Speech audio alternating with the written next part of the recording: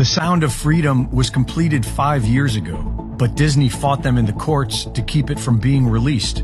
Hollywood employs several convicted pedophiles, and mostly at Disney and Nickelodeon, who specialize in children's programming and have even rehired pedophiles after they've served light sentences for raping child actors. Hollywood has been abusing children since its inception, including child actors of the 1930s such as Shirley Temple, Mickey Rooney, and Judy Garland, who wrote that she was constantly molested behind the scenes by powerful men, including MGM co-founder Louis B. Mayer.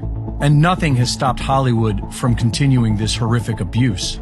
It has been known for decades that governments have systemically abused children. Beginning in the 1960s, the German government began placing thousands of foster children into the homes of single pedophiles and continued doing it up until the 1990s.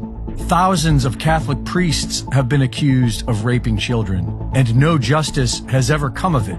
Jeffrey Epstein was targeting individuals and recording them raping children as a form of blackmail so that powerful entities could control them.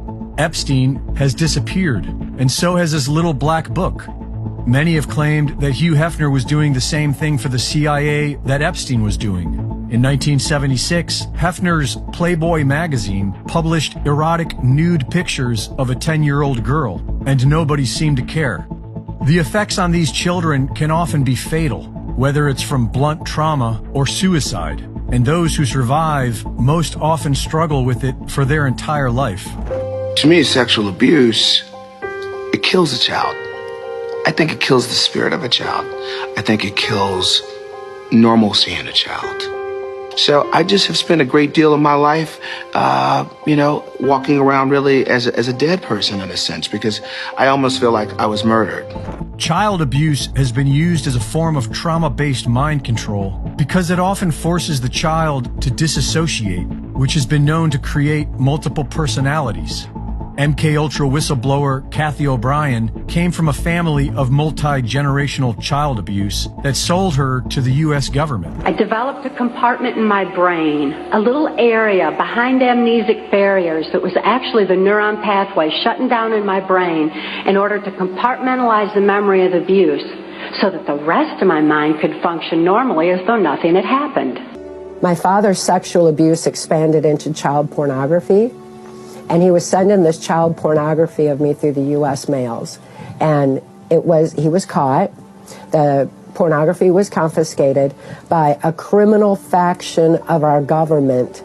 The local politician approached my father and told him that he would receive immunity from prosecution if he would sell me into the CIA's MKUltra Project Monarch.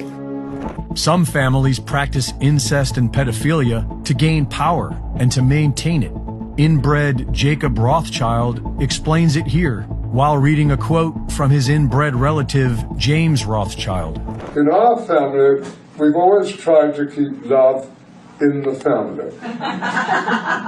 In this sense, it was more or less understood since childhood that children would never think of marrying outside the family, so that our fortune would never leave it. You couldn't write that today. Our entire system is profiting from child slavery, about $10 billion a year in the U.S. alone. And our entire government seems to be involved. Congress has paid millions of our tax dollars to cover up their sex abuse crimes. Thousands of children are being trafficked across our southern border. And now it's become trendy to castrate children and turn them into a so-called transgender. And if we the people don't do something about this, then the blossoming surveillance state will have a solution. Don't be surprised if our children are soon monitored 24/7 under the guise of keeping them safe because we have failed to do so. While we cannot expect to rid the earth of all evil, something obviously needs to be done. Reporting for InfoWars, this is Greg Reese. Ça fait combien de temps que vous vous amusez avec des garçons? Une vingtaine d'années. Et que les acheteurs étaient principalement des hommes qui s'intéressent aux jeunes garçons.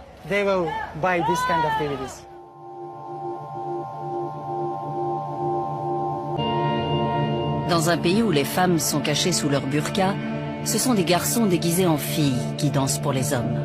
Alors dans un pays musulman où ils cachent les femmes sous des bâches, où ils condamnent l'homosexualité très fortement, ils déguisent des jeunes hommes en femmes pour danser pour eux et ensuite pour les violer. Cherchez l'erreur. Mais le bachabazi n'est pas qu'une forme un peu étrange de divertissement. Ces garçons sont la propriété de leur maître. Ils sont souvent réduits à l'état d'esclaves sexuels et certains se sont même fait assassiner. Le gouvernement afghan est tout à fait au courant, mais ferme les yeux. Comme beaucoup d'autres gouvernements qui sont chapeautés par l'OTAN, qui se présentent ici comme des sauveurs de la paix. Les hommes qui ne sont pas intéressés par les femmes s'intéressent aux garçons.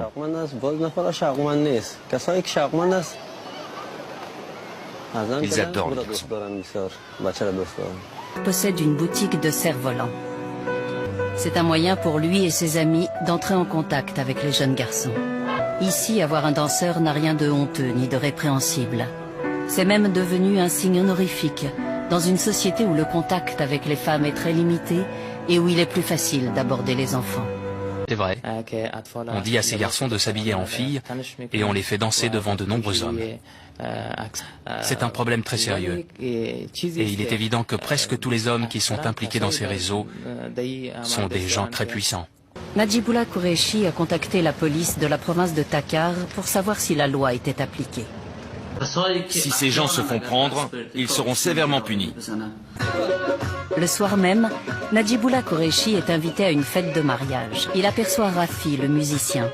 C'est lui qui a organisé les festivités et loué les danseurs à leurs propriétaires. Bizarrement, il retrouve aussi Sattar Khan, le chef de la brigade des mineurs, ainsi que l'enquêteur principal de la police, Jabbar Khan. Ni l'un ni l'autre n'ont l'air de se soucier de savoir d'où viennent les jeunes danseurs. D'après nos recherches, ces garçons sont utilisés par des hommes puissants qui ont des rapports sexuels avec eux.